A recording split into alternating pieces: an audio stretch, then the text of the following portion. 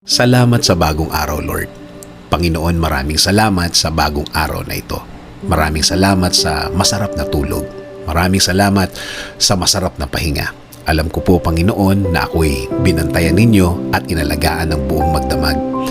Haharapin ko po, Lord, ang araw na ito na puno ng pag-asa sa aking puso't isipan, sa aking buong pagkatao, sa aking buong araw ngayon. Alam ko po, Lord, na hindi mo ako iiwan ngayong araw na ito at patuloy niyo akong sasamahan at bibigyan ng guidance.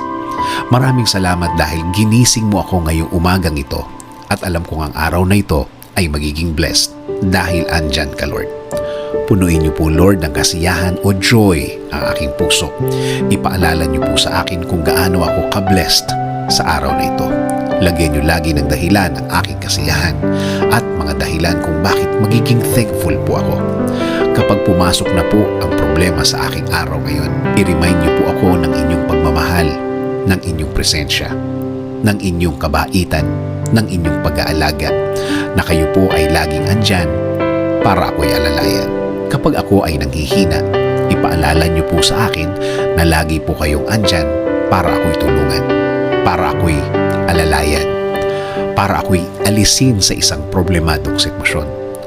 Lord, kapag naalala ko ang aking problema, please remind me that you got me, that everything will be okay and fine. Please remind me also of my purpose.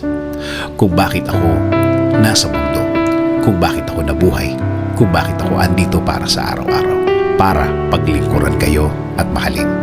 Kasama na ang mga nagmamahal sa akin at nagpapahalaga na kayo pa din ang dapat masunod sa aming buhay.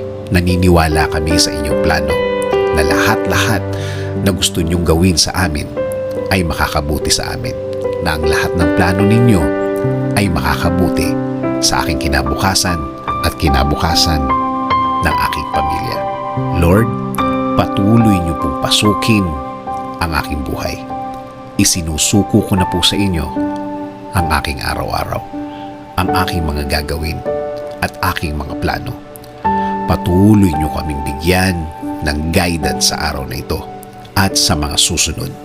Alam ko po, Lord, na ang araw na ito ay mas mabuti, mas maganda, mas produktibo kesa kahapon.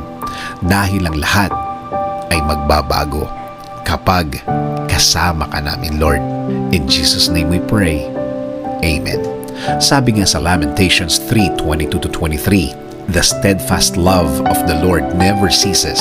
His mercies never come to an end. They are new every morning. Great is your faithfulness.